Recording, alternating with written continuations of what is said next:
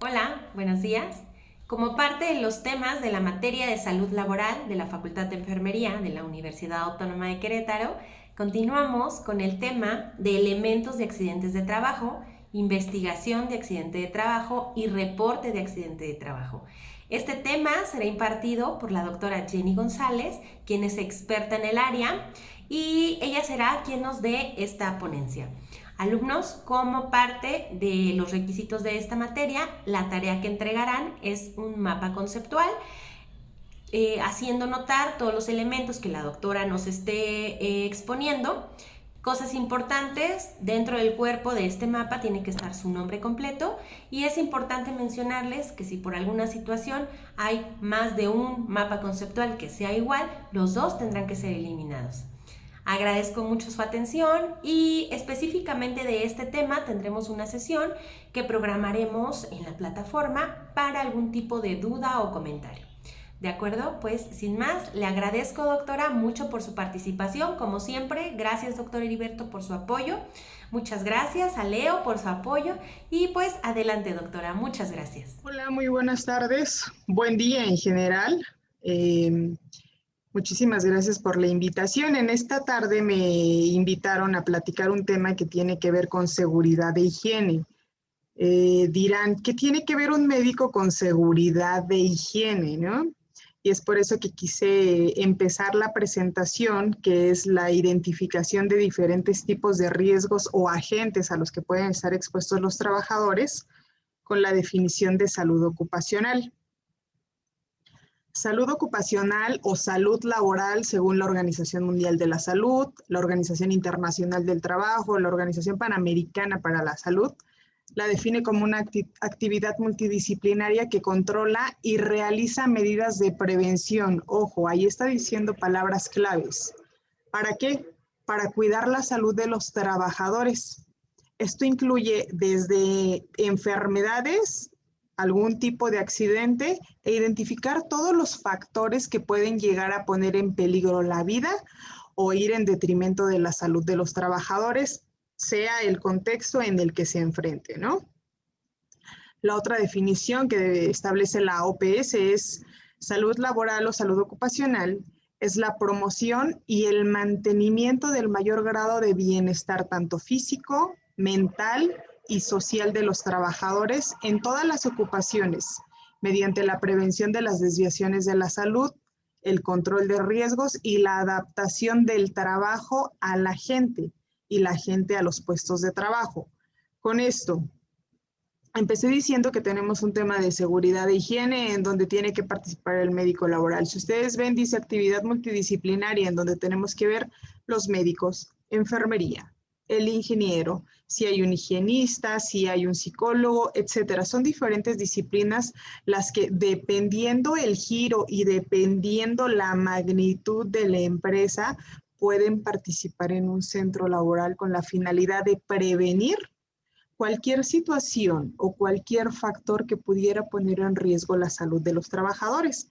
Por eso es de que en esta plática vamos a hablar de los diferentes tipos de riesgo que ustedes tienen que saber identificar para poder hacer prevención, para poder identificar a qué les puede pasar a los trabajadores.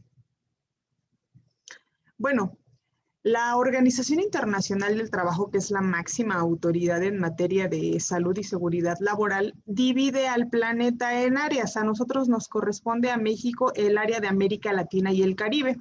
Por eso en este slide dice, ¿con qué frecuencia ocurren las lesiones y muertes relacionadas con el trabajo en América Latina y el Caribe? Se calcula que aproximadamente ocurren 36 lesiones relacionadas con el trabajo por minuto en esta área, ¿no? En América Latina y Caribe. Más o menos 300 trabajadores mueren diariamente debido a accidentes ocupacionales. Y aproximadamente hay 800 muertes cada año alrededor del mundo que se deben a lesiones ocupacionales y 11 millones de enfermedades ocupacionales. Ahorita vamos a ver cuál es una y cuál es otra, ¿de acuerdo? Y bueno, ¿qué trato de explicar con todos estos números que nos refleja la OIT? Como estos números demuestran, las muertes y lesiones ocupacionales son un gran carga económica, de capital humano, de insumos médicos, de infraestructura médica para un país, para una entidad. Si con la plática que vamos a dar, con la que vamos a ahondar más adelante, nosotros podemos hacer prevención, esto definitivamente se va a disminuir, y más allá de disminuir un gasto, que es algo muy importante para que funcione una institución de salud, vamos a mantener sana a una población, a un jefe de familia, vamos a mantener la integridad de una familia, ¿no? Eso es muy importante de no perder de vista, el sentido humanístico de esta área que nos corresponde a nosotros, ¿no? Y bueno, ¿por qué nos preocupa la salud laboral? ¿Qué dice la OPS, que lo divide también en América Latina y Caribe? Dice, aproximadamente 65% de la población de esta región forma parte de la fuerza laboral. Tenemos gente en edad productiva. El trabajador promedio pasa alrededor de 2/3 partes de su vida en el trabajo, entonces la probabilidad de que le suceda algo en el trabajo es mayor. Y bien, considerar que el trabajo no es solo una fuente de ingresos, que si bien es algo muy importante, por eso trabajamos, también el trabajo es un elemento fundamental para la salud mental, que establece un estatus, relaciones sociales, oportunidades de socializar, oportunidades de vida. Tan es así que ahorita vimos en la pandemia, hubo personas o trabajadores a los que les cayó súper bien el estar haciendo teletrabajo, el estar en home office, y hay a quienes no les cayó por su contexto social, por su contexto familiar.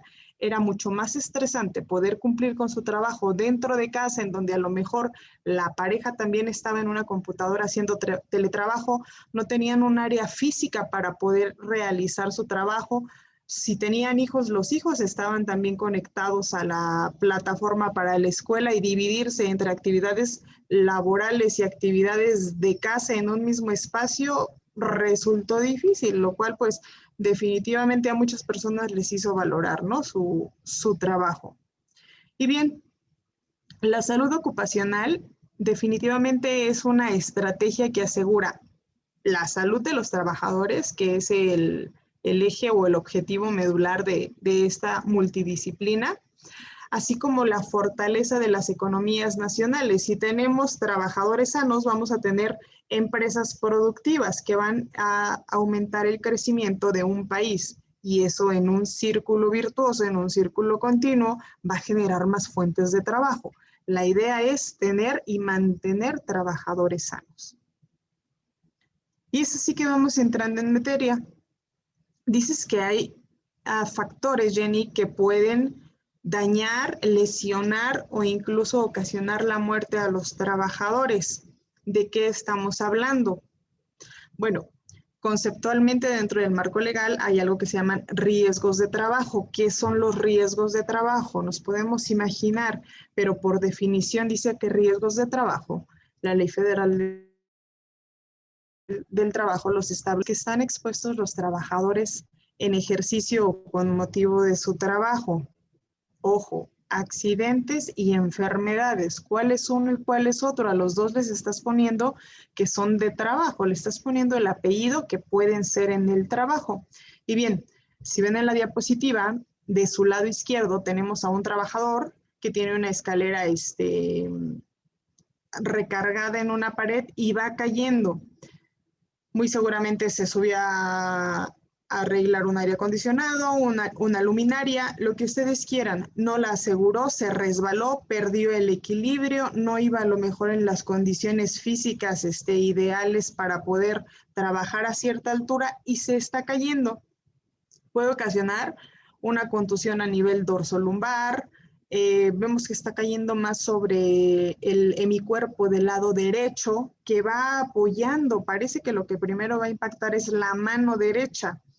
Esa lesión que derive de esta caída va a ser un accidente. ¿Por qué? Porque es una lesión que se suscitó de manera rápida, de manera repentina o súbita. Entonces, si tenemos que a este paciente le sucede una fractura de la muñeca, por ejemplo, o solo una contusión de hombro o contusión dorsal o traumatismo craneoencefálico, estamos hablando de algo súbito, donde las condiciones, y habría que analizar el caso en específico, que ayudaron a que se gestara esta situación súbita o repentina. El tiempo de exposición fue rapidísimo para ocasionar un daño a la salud.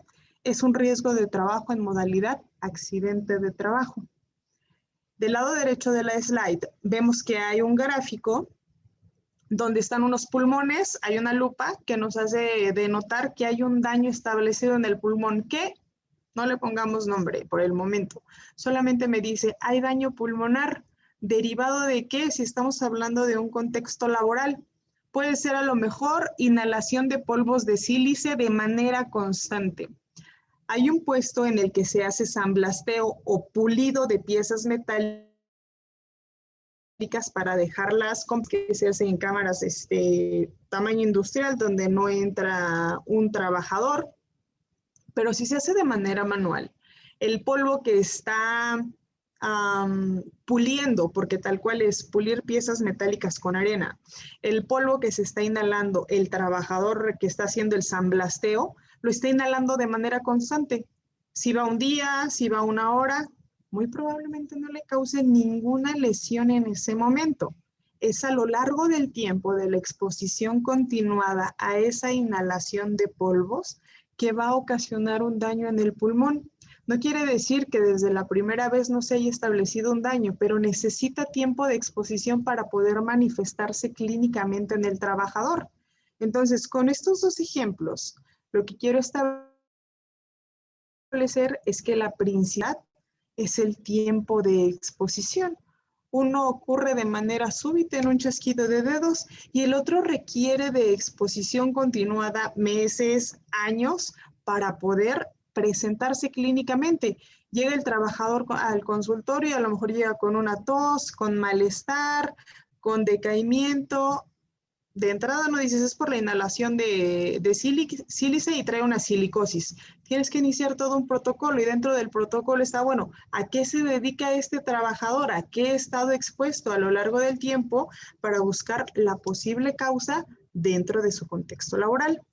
Entonces, con esta diapositiva que nos quede claro, lo que vamos a hacer es identificar o mencionar los principales agentes, dependiendo del tipo que sea, que pueden ocasionar tanto un accidente como una enfermedad, siendo la principal diferencia entre ambos el tiempo de exposición, ¿sale? Y bueno, entrando en materia, ¿cuáles son los tipos de riesgo que existen? Básicamente son 5 riesgos. La bibliografía española también incluye un sexto, que son los mecánicos. Vamos a desglosar cada uno de ellos, no se preocupen, y vamos a poner algunos ejemplos.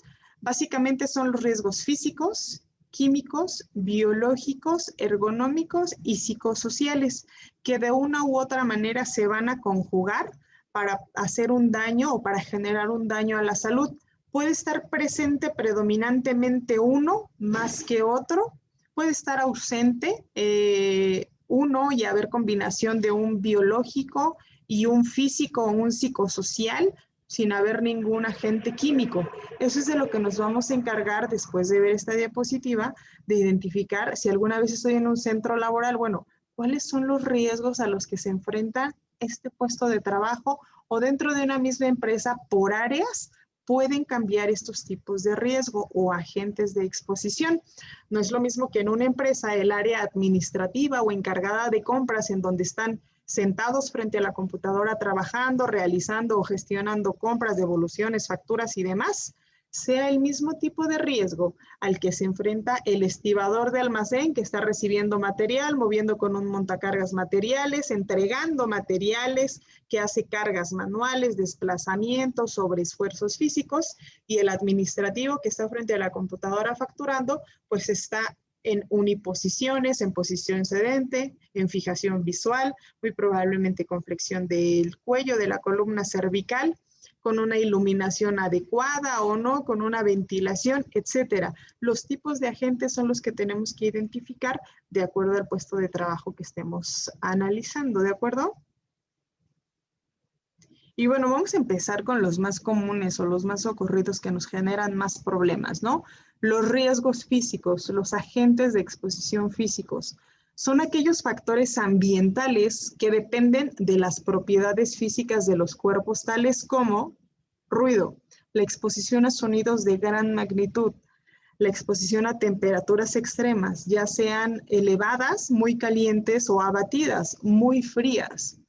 La exposición a radiación, vamos a encontrar dos tipos de radiación, ionizante y no ionizante. Vamos a explicar de qué se trata una y qué capacidad y características tiene una y el otro apartado, la no ionizante. Y la exposición a un cuarto riesgo físico, la vibración. Estos son ejemplos de riesgos físicos que pudiéramos encontrar en nuestros puestos de trabajo, dependiendo cuál sea el giro, cuál sea el área, cuáles sean las características del el ruido. Las fuentes de ruido en la industria son numerosas. Las fuentes pueden ser muchísimos ejemplos. Sin embargo, hay giros, como ahorita a lo mejor están escuchando, estoy en el servicio médico de la empresa y están voceando a personal. Tenemos ruido. Nos sirvió de ejemplo para justo la diapositiva que estamos explicando. Bueno, como les mencionaba, principalmente hay giros en los que destaca el ruido, como en empresas de fundición de metales, carpinterías, textiles. Básicamente las metalmecánicas y la construcción son giros o empresas en las que va a haber diversas, no solo una fuente de ruido que puede generar contaminación auditiva y hasta un daño establecido. Básicamente los efectos que puede ocasionar el ruido pueden ser desde muy simples. Si estoy en una célula de trabajo en donde habemos 5 personas haciendo un proceso y hay un extrusor o una máquina que está haciendo ruido y yo necesito comunicarme con el trabajador de al lado para a lo mejor verificar puntos de calidad, el simple hecho de que haya ruido dentro de nuestro entorno va a generar problemas de comunicación. A lo mejor no me escucha, no me entiende, yo también tengo que acercarme porque no me entiendo, y ahora más con la situación de pandemia donde todos tenemos que ocupar cubrebocas. Se dice que en promedio disminuye la voz o el volumen de la voz en hasta 5 o a 10 decibeles, dependiendo el tono de cada persona, para poder comunicarnos. Entonces nos va a generar problemas de comunicación. Cuando estamos a lo mejor en ese mismo ejemplo que estoy explicando, 5 personas en una célula de trabajo realizando una actividad de formado, de ensamble, una actividad manual, tengo una extrusora dentro de este mismo contexto laboral, no necesito comunicarme, pero finalmente el estar expuesta a ruido, mis 6 u 8 horas de jornada laboral me pueden ocasionar alteraciones para el que está constantemente entrando por un sentido, la audición en este caso. Y eso obviamente va a ir en decremento del rendimiento laboral, de lo que se tenga que hacer en esa actividad laboral. Puede ocasionar aumento de la tensión arterial. A lo mejor dices un día, una semana, un mes, el cuerpo tiene mecanismos adaptativos para, mientras que me quites de esa exposición al ruido, se va a regularizar la presión arterial.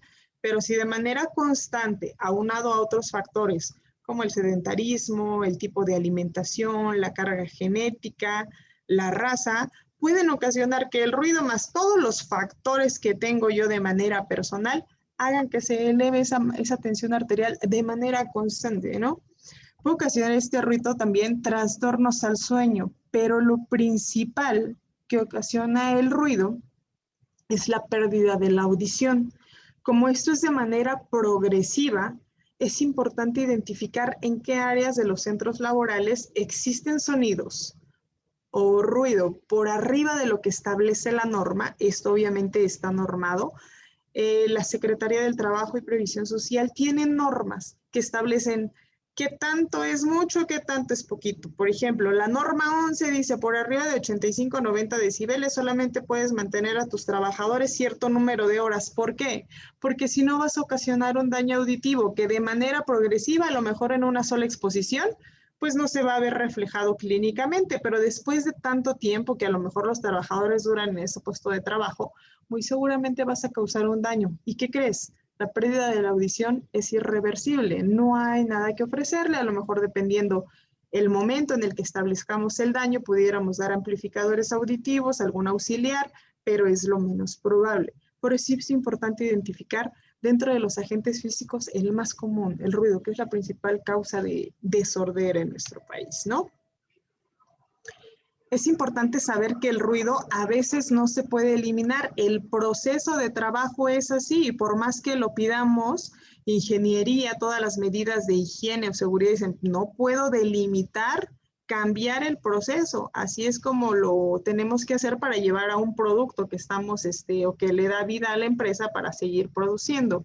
Entonces, bueno, hay que tomar otras medidas. Se puede reducir o modificar sus efectos nocivos del ruido rotando al personal, eligiendo correctamente el equipo de protección personal, definitivamente haciendo vigilancia a la audición. Eso es otro tema en donde dices, tengo una zona expuesta o donde hay tantos decibeles de ruido e ineludiblemente tiene que ser así el proceso. Sin embargo, si yo roto al personal, si yo minimizo la cantidad de tiempo que tienen que estar revisando o haciendo su proceso de chequeo en esa área y además los incluyo a un programa de vigilancia en el que de manera anual estoy midiendo la cantidad de audición a través de una audiometría, estoy objetivizando si hay un daño a la salud o no, va a ser la mejor manera de saber o corregir la exposición a este tipo de agente, ¿no? Y bueno, siempre va a estar señalizado a través de estos carteles donde te dicen no fumar, portar cubrebocas. También te van a decir, aquí es una área de tantos decibeles, por lo tanto hay que entrar con el equipo de protección, ya sean tapones o conchas auditivas y no permanecer ahí adentro más de 15, 20 minutos, dependiendo de la cantidad de ruido que se haya determinado en la identificación de este. Otro agente físico son las temperaturas extremas. Ya dijimos, tanto frío como calor, los dos extremos van a causar o pueden causar daños a la salud. Hay que tomar en cuenta cada edad del ser humano es diferente. No es lo mismo que tengamos un chico de 25 años a un señor de a lo mejor 58 años con ya comorbilidades, a lo mejor con obesidad, con diabetes, con hipertensión, con menor capacidad o características propias de su cuerpo para poder reaccionar y compensar o activar mecanismos que puedan solventar o causar adaptación cuando nos exponemos a temperaturas extremas. Y bueno, empezamos diciendo, el confort o el bienestar térmico es la satisfacción sensorial que tiene el ser humano con el ambiente térmico, esa sensación de bienestar mientras que estamos ejecutando cualquier actividad dentro de un ambiente específico, ¿no? Tanto calor como frío pueden producir disconfort térmico en los ambientes de trabajo y en los trabajadores. El riesgo de estrés térmico para una persona expuesta en un ambiente a elevadas temperaturas depende de varios factores. Por ejemplo, depende de la producción de calor de ese trabajador, resultado de la actividad física y de las características del medio que le rodea, que va a condicionar que el intercambio de calor entre el mencionado ambiente y su cuerpo. Ejemplo, tengo un trabajador de la construcción, está expuesto al rayo del sol, lleva a lo mejor ropa de fibras o de características que no permiten la ventilación.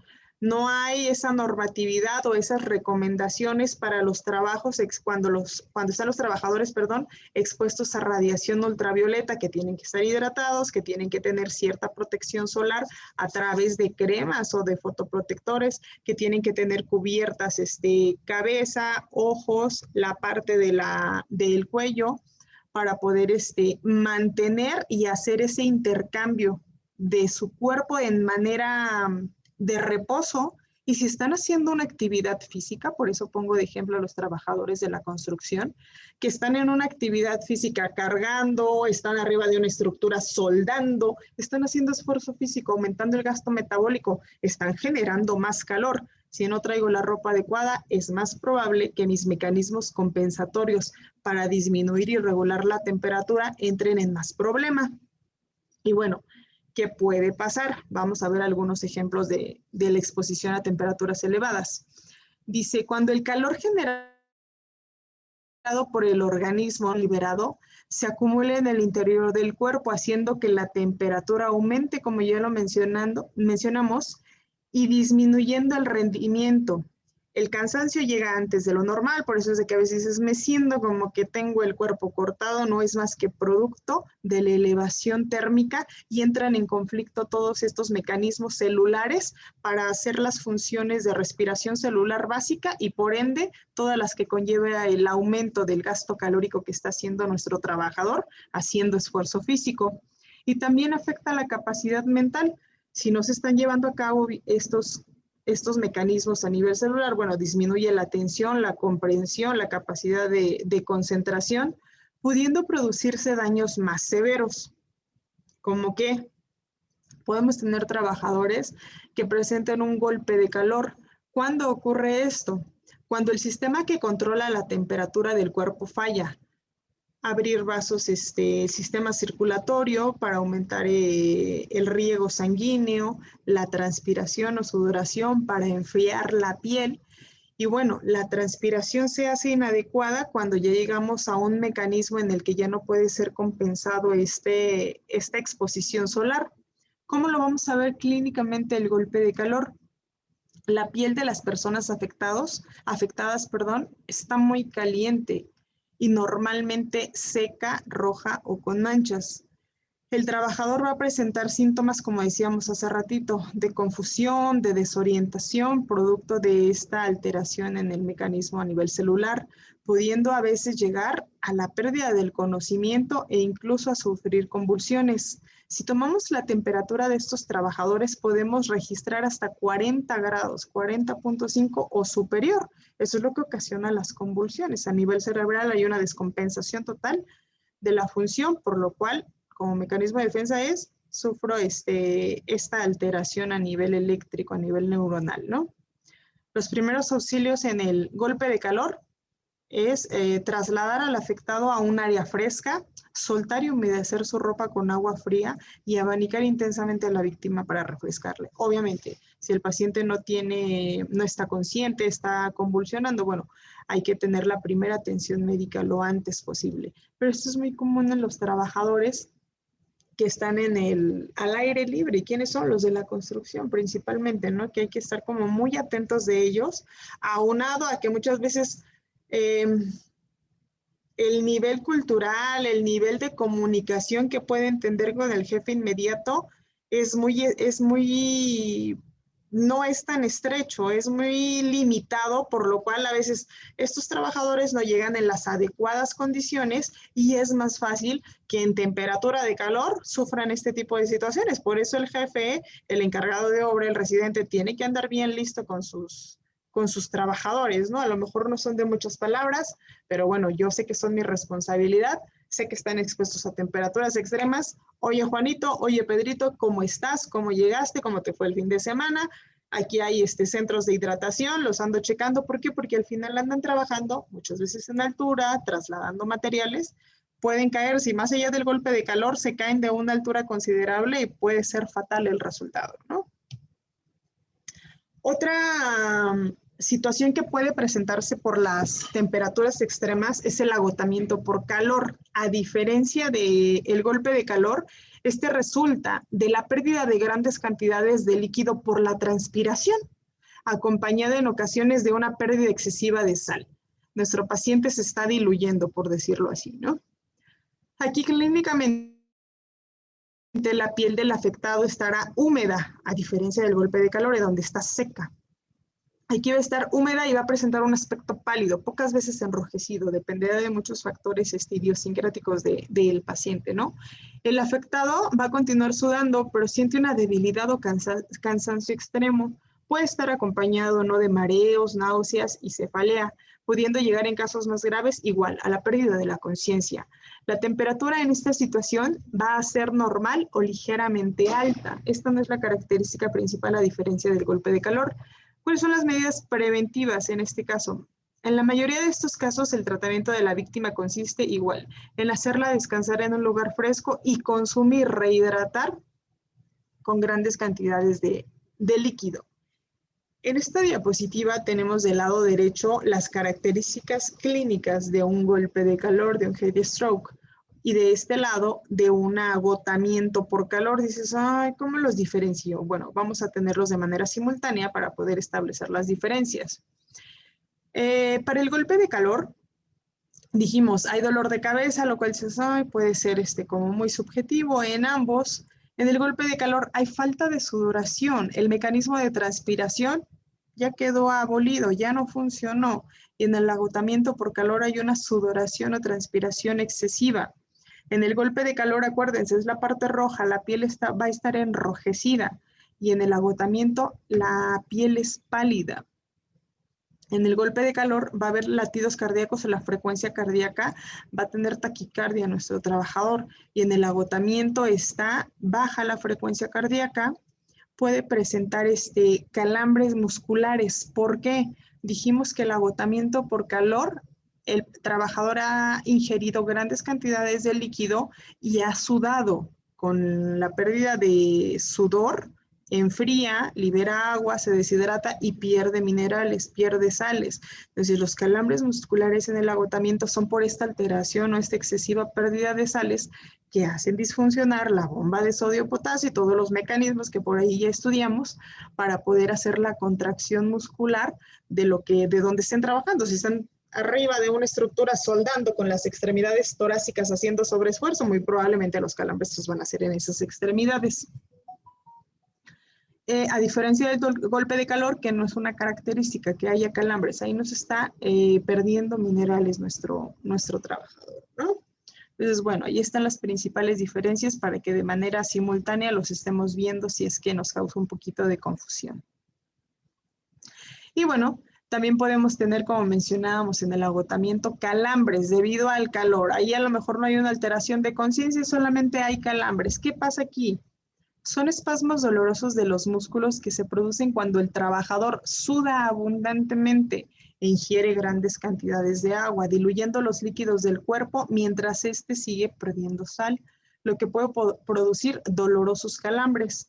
Como les mencionaba, los músculos utilizados para trabajar según la actividad que se encuentran desempeñando son los más propensos a sufrir calambres porque son los que están haciendo el esfuerzo físico en ese momento. Los calambres pueden presentarse tanto durante la actividad laboral o después de horas de trabajo y pueden ser aliviados consumiendo bebidas isotónicas o líquidos ricos en sal, ¿no? Muchos centros laborales tienen, sobre todo de la construcción, tienen sus estaciones de rehidratación. Los invernaderos que trabajan a temperaturas también muy elevadas tienen sus centros de rehidratación ya con fórmulas que venden en el mercado para poder mantener hidratado y con los minerales adecuados a los trabajadores, ¿no? Ahora vamos al lado contrario, los efectos producidos por bajas temperaturas, por temperaturas abatidas. Cuando el cuerpo desciende la temperatura, hay hipotermia, existen múltiples mecanismos fisiológicos que se van a poner en marcha para poder compensar esta exposición a frío. Hay un cierre del sistema circulatorio, hay una vasoconstricción sanguínea para tratar de mantener el calor. Hay cierre de las glándulas sudoríparas. No me interesa sudar porque no quiero enfriar el cuerpo, quiero mantener el calor. Como dije, la vasoconstricción sanguínea disminuye la circulación sanguínea, sobre todo en las partes distales, nariz, pabellones auriculares, puntas de los dedos de las manos y de los pies, porque son las zonas más distales. A nivel metabólico, hay una transformación de lípidos. Toda la grasa que tenemos almacenada como reserva, si bien recuerdan, nos sirve de barrera protectora. ¿Qué pasa cuando estamos expuestos a temperaturas abatidas? Hay una transformación de estos lípidos a glucosa. ¿Para qué? Para tratar de mantener esta temperatura y para todos los mecanismos celulares que se tienen que poner en marcha, ¿no? Hay encogimiento para presentar la mínima superficie de piel que esté en contacto con el exterior, ¿no? A todos nos ha pasado que estamos en tiempo de frío y hasta nos hacemos chiquitos, nos contraemos. ¿Para qué? Para disminuir esta superficie expuesta a frío y no perdamos temperatura. Son algunos de los mecanismos que de manera natural o autónoma se ponen en marcha cuando estamos expuestos a bajas temperaturas. ¿Cuáles pueden ser las consecuencias de la hipotermia? Desde el malestar general, porque para nadie creo que sea barato estar trabajando o realizando actividades a lo mejor de alta concentración, de alta habilidad, porque el frío no lo permite. De hecho, otro es de las consecuencias, la número 2, disminución de la habilidad manual por reducción en esta sensibilidad táctil, hay anquilosamiento de las articulaciones, hay rigidez, a eso se refiere. O sea, no quiero ni moverme, ¿por qué? Porque tengo tanto frío, la sensación térmica es me causa tanto disconfort que no me pidas hacer una actividad específica o de pinza fina o algo muy detallado, porque no la puedo realizar derivado de este ambiente laboral en el que estamos con frío, como estamos viendo en la fotografía, ¿no? Puede haber congelamiento de los miembros, los más afectados, las zonas más distales, punta de la nariz, pabellón auricular, y por ahí hay un fenómeno de Raynaud, en donde el dedo se pone blanco, derivado puede ser de vibraciones, más adelante lo vamos a ver, o bien derivado del frío, en donde como a nivel distal, la circulación es la de menor calibre. Bueno, si no está llegando sangre, si hay una vasoconstricción, estoy ocasionando daño a nivel tisular, a nivel de esos tejidos que no están recibiendo oxigenación como mecanismo de defensa, causando la vasoconstricción. Puede haber congelamiento de esas partes del cuerpo, ¿no? Y la muerte se produce por falla cardíaca cuando la temperatura interior es inferior a los 28 grados centígrados, ¿no? Eso ya son casos extremos. Por eso, para no llegar a eso, es importante que identifiquemos, y si tengo que hacer un trabajo como el que tenemos en la fotografía, a lo mejor está de mantenimiento en esos tanques, está haciendo algún recorrido, está reparando algún fallo, y las condiciones ambientales son muy frías, identificar la mejor manera de cómo podemos proteger a nuestro trabajador para que desempeñe la función, siga el proceso trabajando, pero que no sea el costo de la salud de ese trabajador para que continúe el proceso de trabajo. Hay que hacer el equilibrio entre continuidad del proceso de trabajo y mantenimiento de la salud de nuestro trabajador, ¿sale? Otro factor físico, lo habíamos mencionado, es la radiación. ¿Qué es la radiación en términos muy sencillo? La radiación es energía en tránsito. Pueden ser partículas u ondas electromagnéticas. Y estas pueden ser de dos tipos. Ionizantes. ¿Qué es que ioniza? Ionizar quiere decir capaz de remover electrones desde átomos. Ionizante quiere decir que tiene la capacidad de modificar el DNA celular. Cuando se están replicando las células, cuando hay mitosis o meiosis, dependiendo de la célula que estemos hablando, se está dando replicación, copias y todos los procesos para generar DNA en cada célula. Las radiaciones ionizantes son capaces de modificar esta transcripción de ADN y generar mutaciones, daños, alteraciones y manifestarse como enfermedades. ¿Cuáles son ejemplos de estas radiaciones ionizantes? Los rayos X que utilizamos para tomar radiografías, la radiación gamma y algunos de los más altos espectros electromagnéticos ultravioleta. Por ejemplo, los rayos X, como bien dijimos, se utilizan en proyección de diagnósticos de imagen y a veces terapéutica. La radiación gamma definitivamente es con fines terapéuticos, la radioterapia.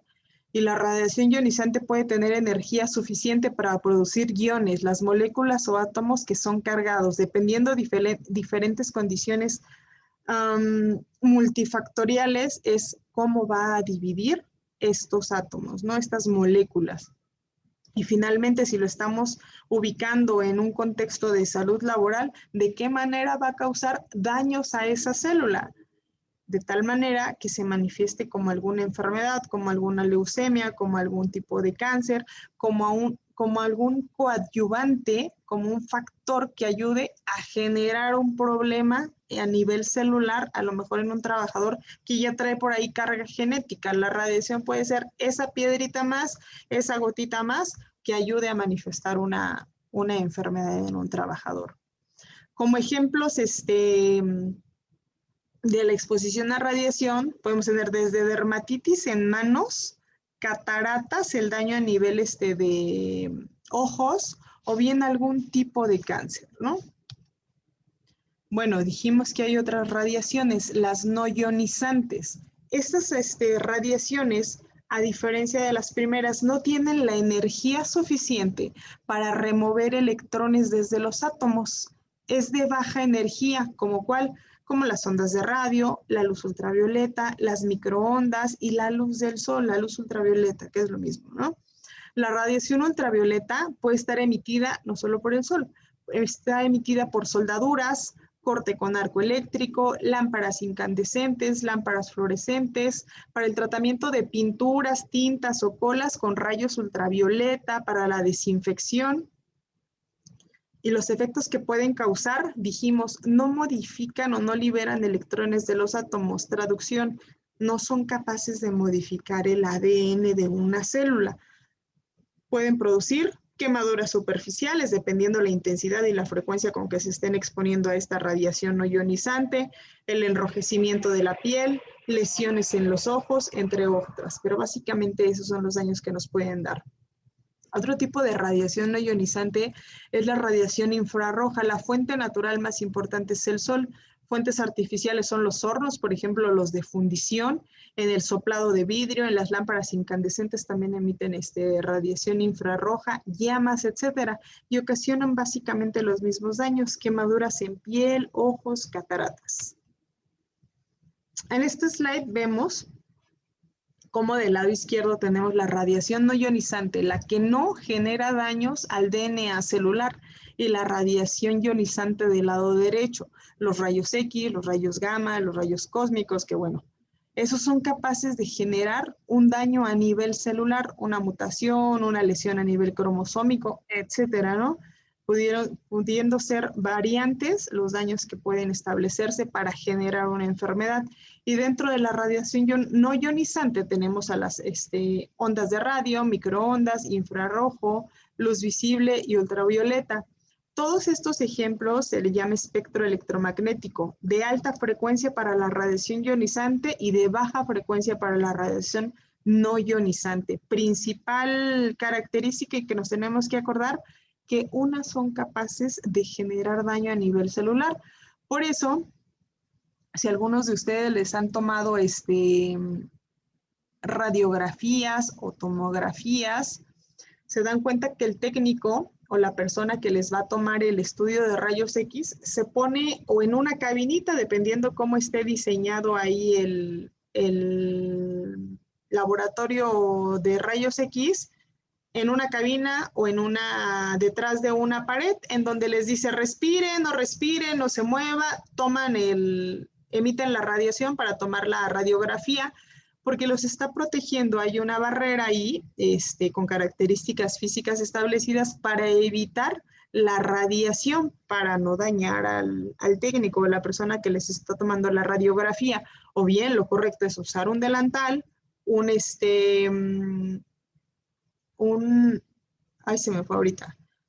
protector de la tiroides. ¿Por qué? Para ese delantal y ese protector de la glándula tiroides están hechos de material que precisamente impiden que entre la radiación al organismo o minimiza esa exposición. ¿Por qué? Porque en constante cambio están nuestras células de la piel, del pelo, a nivel intestinal, los eritrocitos, toda la línea hematopoyética, que si lo estoy sometiendo a radiación constante puede ocasionar un daño. De hecho, una de las enfermedades más comunes en todo el personal sanitario, específicamente los radiólogos, es el cáncer de tiroides de tipo folicular.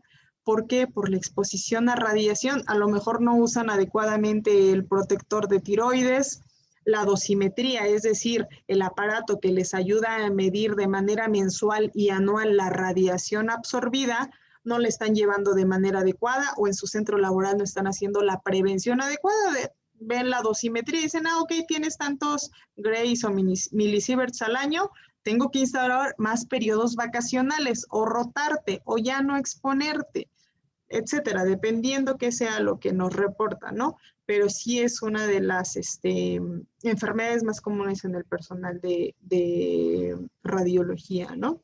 Que ves un radiólogo y le ves un cáncer de tiroides folicular y dices, derivado de la exposición a un agente físico, la radiación X, durante y en ejercicio de su trabajo, ¿no? Y bueno, ya por último, dentro de los agentes físicos tenemos a la vibración.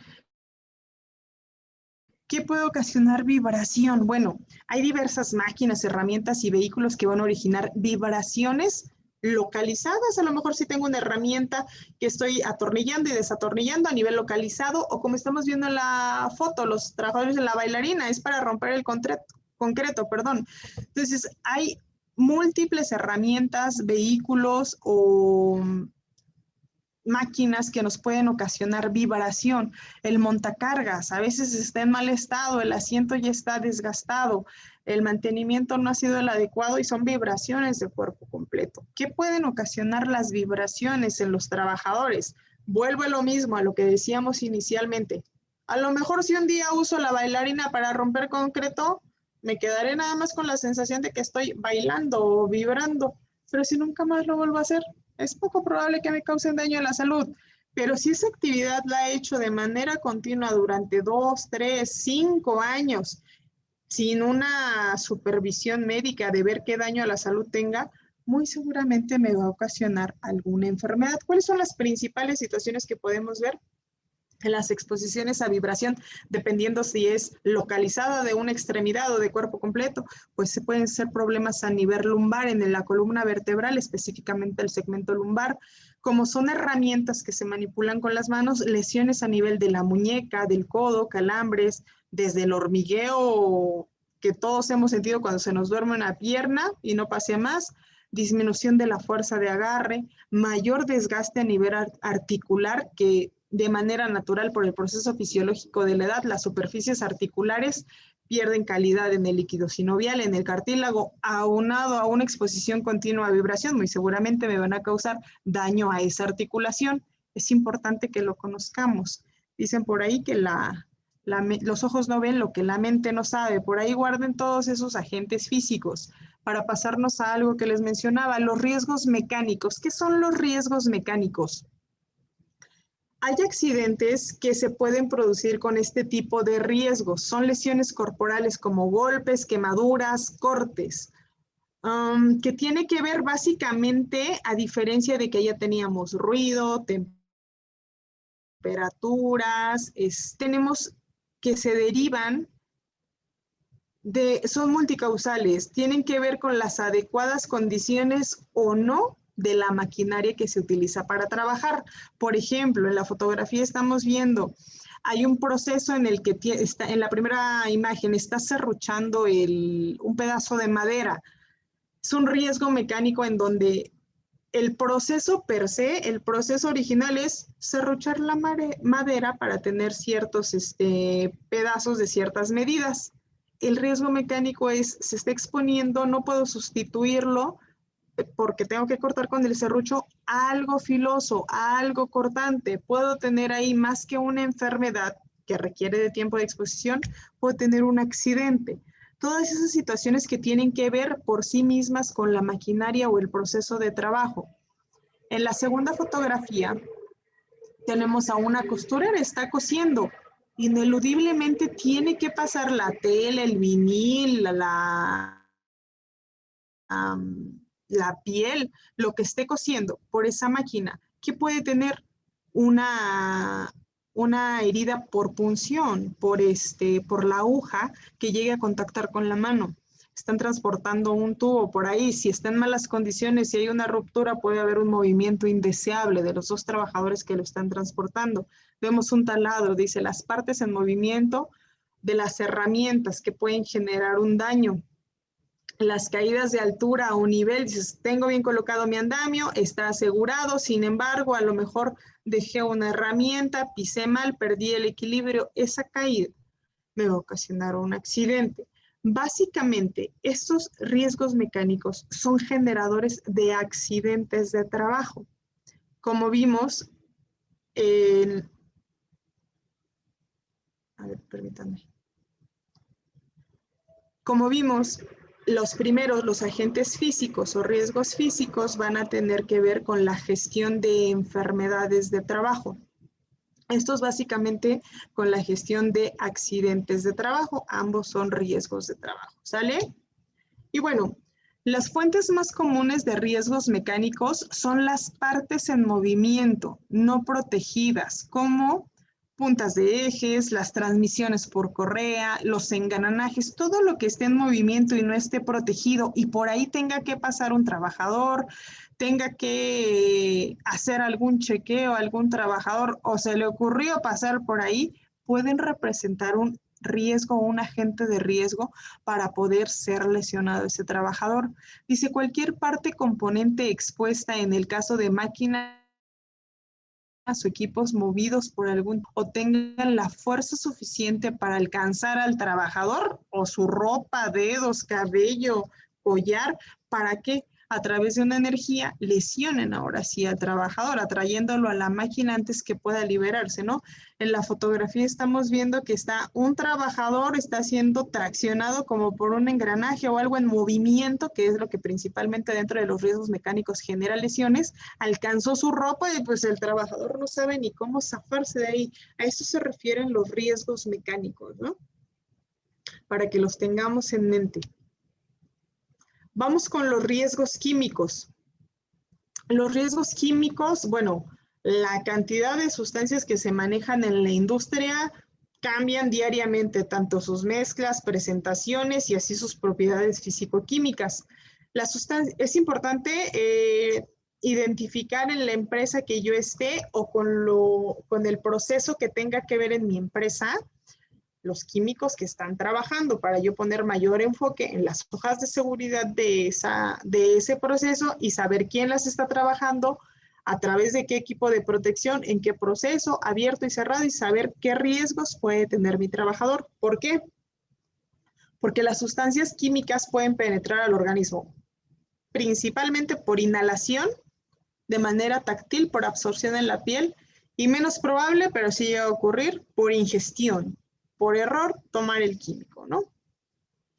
Los contaminantes químicos presentes en los procesos industriales son muy numerosos, como ya les dije, constantemente se están ampliando, retiran unos, introducen otros químicos a la industria, pero básicamente hay que tener atención en los giros en la pintura industrial, en la fabricación de abonos y plaguicidas, en la limpieza de instalaciones, en la combustión de hornos, calderas y motores, en la fabricación de plásticos, en el desengrasado de superficies metálicas.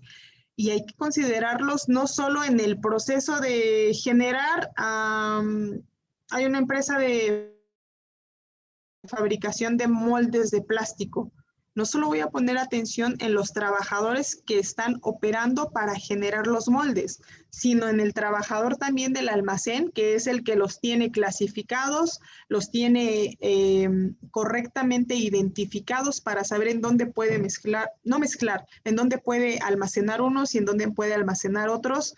No cometer errores de, bueno, me están pidiendo únicamente 5 kilos de sosa, la voy a surtir con este recipiente en el que ya lo utilicé para surtir otro químico. Todas esas situaciones son de gran relevancia, por eso es importante que el enfermero, el médico, el que esté encargado el que esté encargado del servicio médico, conozca desde que llegan los químicos, quién los recibe, cómo los reciben, dónde los almacena, cómo los transportan, cómo los procesan, porque todos ellos van a tener que ver con una exposición a un agente químico, ¿de acuerdo? Hay que identificar, de acuerdo a los químicos que se manejan en nuestra empresa, qué tipo de acción o efecto ejercen en el ser humano, en el organismo. Puede ser de corrosión. ¿Qué es la corrosión? Producen destrucción parcial o total de los tejidos con los que contacta. Daña la piel, ojos, sistemas digestivos son las partes más afectadas. Puede solo generar irritación. Los irritantes causan inflamación de los tejidos con los que contacta. Puede ocasionar una reacción alérgica únicamente, que puede ser tanto dérmica como respiratoria, provocando cuadros desde broncoespasmo hasta una franca dificultad respiratoria, una dermatitis de contacto, si es que la dermatitis fue a nivel local, a nivel de piel. Los efectos neumoconióticos, ¿a qué se refieren neumoconióticos? Dice, producen alteración crónica pulmonar por inhalación prolongada de partículas. ¿Se acuerdan que les había puesto el ejemplo de la silicosis por inhalación de polvos de sílice? Bueno, hay diferentes entidades que así se denominan patologías neumoconióticas, que puede ser por carbón, por sílice, por algodón. Hay un pulmón del granjero que, dependiendo cuál sea el origen de este daño pulmonar, van a ocasionar ese daño a nivel pulmonar, ya sea a través de fibrosis, generando un patrón obstructivo o restrictivo en la capacidad pulmonar de ese trabajador. Puede ocasionar asfixia, estos químicos a los que se encuentren inhalando nuestros trabajadores. Los asfixiantes ejercen su efecto al impedir la transferencia de oxígeno a los tejidos. Pueden ejercer efectos anestésicos y narcóticos, como los disolventes industriales, que regularmente pues, son reversibles. Pueden ocasionar cáncer, pueden ser un coadyuvante. Recuerden que el cáncer es multifactorial, entonces puede haber químicos que ayuden a la manifestación de una enfermedad cancerígena, ¿no? O pueden ser tóxicos sistémicos, son los agentes que causan lesiones en determinados órganos o sistemas específicos del organismo, como cerebro, hígado, riñón o pulmón, ¿no? Todos estos agentes químicos debemos de tomarlos en cuenta en cómo es la vía en la que están llegando a mi trabajador para poder limitar o reducir ese riesgo de exposición. No hay ningún trabajo que no tenga ningún riesgo más que no ir a trabajar. Todos los puestos de trabajo van a tener agentes a los que se encuentren expuestos y nuestra tarea va a saber identificarlos. Doc Heriberto, hago una pausa. Me está marcando la pantalla que mi internet es inestable. Me estoy acordando que como cada hora tengo que hacer reconexión aquí en Mars, por favor. No sé si alguien está checando que sí sigo grabando, que sí sigo transmitiendo, porque si ¿Estás no, bien? pues ¿Estás no vamos a tener... ¿Sí? Sí, está bien. Sí, porque ahorita me apareció y dije, bueno, no, continúa, nada más por si dejo bien. de transmitir para que me avises. Ok, al fin esto se edita. Sigo. Bueno, para terminar con los riesgos químicos, les decía, es en base a los efectos que genere sus propiedades físico-químicas en el ser humano que nosotros los vamos a identificar y vamos a tener en cuenta las medidas preventivas y las medidas curativas o de reacción de emergencia si es que tenemos la inhalación, el contacto dérmico, el contacto de piel para poder proporcionar los primeros auxilios a los trabajadores. Y bueno, hay diferente infografía en la que podemos detallar estos químicos. Voy a hacer una pausa, Doc.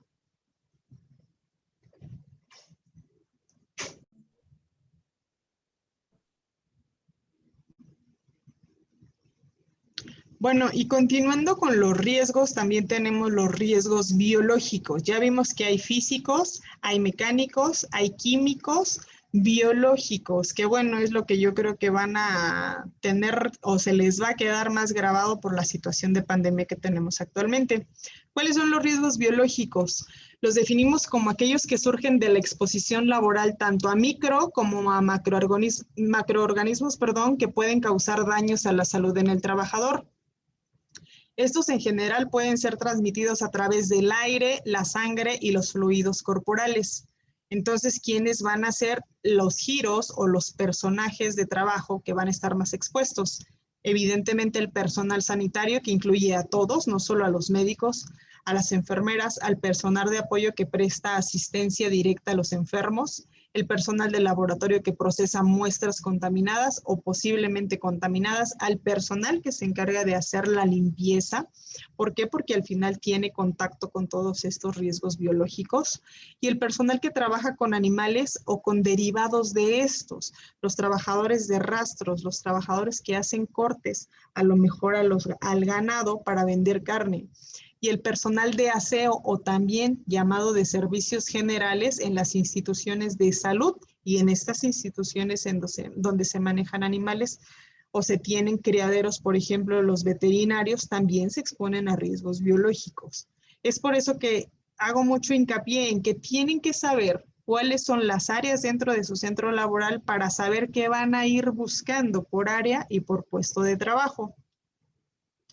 Bueno, aquí es importante que mencionemos una clasificación, ¿no? La clasificación de la peligrosidad de estos microorganismos está dada por la OMS y comprende 4 grupos de riesgo de acuerdo a los siguientes criterios.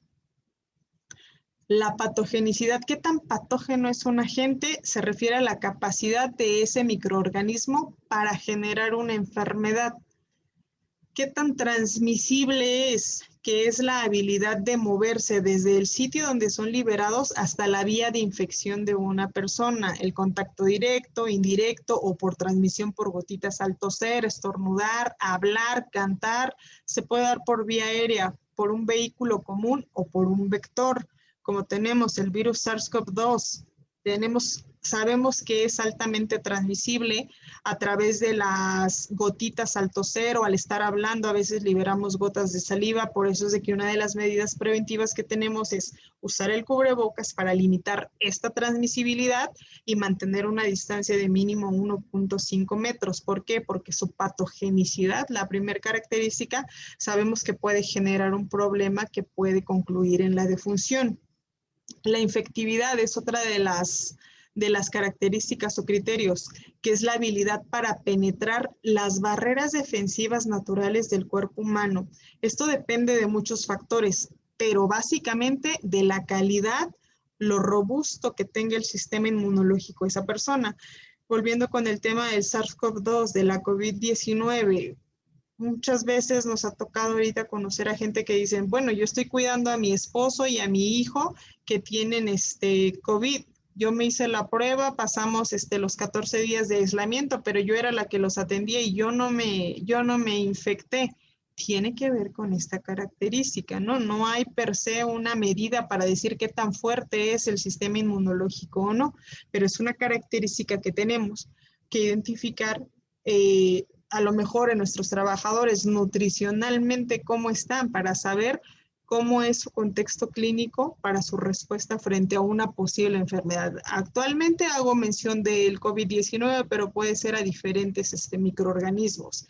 Si tenemos un laboratorista clínico que maneja muestras para ver si hay tuberculosis y ese laboratorista tiene alguna enfermedad que le está ocasionando que continuamente esté tomando esteroides, su sistema inmunológico está deprimido. Lo estoy exponiendo a contraer el bacilo de la tuberculosis porque no tiene una buena respuesta inmunológica. A eso se refiere la infectividad, ¿no? La virulencia, que es la capacidad para ocasionar la enfermedad, por lo tanto, a mayor virulencia, más grave será la enfermedad de mi trabajador. Obviamente hay otras características como la concentración y el volumen de material infeccioso que se manipula va a generar un efecto directo sobre el incremento de este riesgo, sobre el incremento de la probabilidad de que ocurra la enfermedad o no. A eso se refiere todos estos criterios aunado a concentración y volumen. Por eso muchas veces dentro del interrogatorio a los trabajadores, en el ejemplo que les ponía del laboratorista clínico tratado con esteroides, bueno, ¿y qué tantas muestras maneja en el día? No, pues nada más hago una prueba para el bacilo de la tuberculosis y como son muy poquitas las muestras, pues las hago una vez a la semana o una vez cada 15 días. A diferencia de ese mismo trabajador, a lo mejor dentro de una institución de salud donde dice, todos los días mínimo manipulo 20 muestras durante los 5 días de la semana. Además me piden hacer tiempo extra por la cantidad de trabajo. Ahí estamos hablando de frecuencia e intensidad de la exposición, en este caso de un riesgo biológico. Eso es lo que nos interesa dimensionar al momento de interrogar frente a que sean expuestos nuestros trabajadores, para ver la probabilidad que hay de que en su trabajo se generó o no esa enfermedad. ¿Cuáles son las recomendaciones generales que se me hizo importante de mencionar en estos riesgos biológicos? El trabajador debe recibir la instrucción completa y adecuada acerca de las normas internacionales de prevención cuando se tiene contacto con pacientes o con líquidos de alto riesgo. Pero no solo instruirlo, sino medir a través de talleres y reforzar a través de una supervisión efectiva que ha entendido y que lleva a cabo estas prácticas o normas internacionales de prevención, que se conviertan en parte de su hacer diario, no solo cuando lo están evaluando, no solamente durante el curso o taller de capacitación. Ahorita vamos a verlas de manera muy concentrada porque ustedes son personal de enfermería y es algo que tienen que tener en cuenta todos los días de su vida que se presenten en su centro laboral a generar sus actividades en donde tienen contacto con pacientes que pueden tener diferentes características, que pueden participar como apoyo para diferentes procedimientos, teniendo contacto con líquidos, teniendo contacto con esputo, con secreciones, con sangre, con orina, etcétera, ¿no? Bueno, las precauciones universales que fueron validadas por el CDC de Atlanta son las siguientes. Evitar el contacto de la piel o mucosas con la sangre, porque son una vía de entrada y de absorción, y otros líquidos de precaución universal de todos los pacientes, no solamente de aquellos que ya tengan diagnosticada una enfermedad, ¿no? A veces dicen, ay, me salpiqué de líquido amniótico, era un parto, y pues a lo mejor no tiene ninguna enfermedad establecida la mamá o el producto, el bebé, en el que cuando ya nace, ¿no? Pero bueno, evitar todo contacto con este tipo de líquidos que no sabemos qué pudieran traer en sí. La probabilidad, como más al rato lo vamos a ver, puede ser muy baja, pero en la medida de todo lo posible y de acuerdo a la instrucción, al proceso y al equipo de protección, minimizar este contacto. Usar guantes para todos los procedimientos que impliquen contacto con sangre u otros fluidos corporales, considerado líquidos de precaución universal, piel no intacta, membranas mucosas o superficies contaminadas con sangre. Usar mascarilla o gafas o careta facial para los procedimientos que generen gotas de sangre o líquidos corporales. Con esta medida de la exposición a las membranas de la boca o nariz se minimiza, ¿no? Como lo que actualmente estamos viviendo en el mundo. Emplear delantales protectores plásticos o impermeables cuando haya posibilidad de generar salida explosiva o a presión de sangre o líquidos corporales, como en el drenaje de abscesos, atención de politraumatizados o heridos en partos, en punción de cavidades. Lavar las manos inmediatamente antes y después de realizar cualquier procedimiento o de tener contacto con sangre o líquidos corporales o atender cualquier paciente. Los guantes nunca van a ser un sustituto del lavado de manos, así como hoy día el gel no es sustituto del lavado de manos. Los guantes son un medio de protección, pero finalmente tengo que irme a lavar las manos después de cada procedimiento, ¿no? Poner especial atención en evitar accidentes con agujas, bisturís y cualquier elemento cortopunzante. Para ello se recomienda, además del cuidado, evitar todo procedimiento de reempaque de agujas, ruptura de láminas de bisturí o agujas de cualquier tipo de manipulación diferente al uso indicado. Cuando el personal de salud presente lesiones exudativas tipo dermatitis, deben evitar el contacto directo con pacientes. ¿Por qué?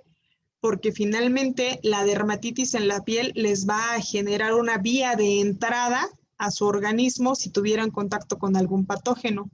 Y es importante, no perdamos el enfoque, que estamos hablando del equipo o del grupo de salud ocupacional, definir políticas claras sobre el manejo de los desechos contaminados con fluidos de riesgo, desde el punto donde se producen hasta la disposición. Ahí entra toda la directiva para decir, bueno, se están generando en el área de salud ocupacional, quién y cómo las va a recoger, enseñar o capacitar a la persona para poder minimizar su riesgo de contaminación y pueda trasladar todos los residuos de 1, 2, 3, 5 consultorios que haya, y para eso tiene que ver el equipo de salud ocupacional en conjunto con los directivos, porque tanto el que utiliza todos los materiales que tienen que ver con un riesgo biológico como el que los recoge son pacientes, son trabajadores, involucrados o expuestos a ese tipo de riesgo.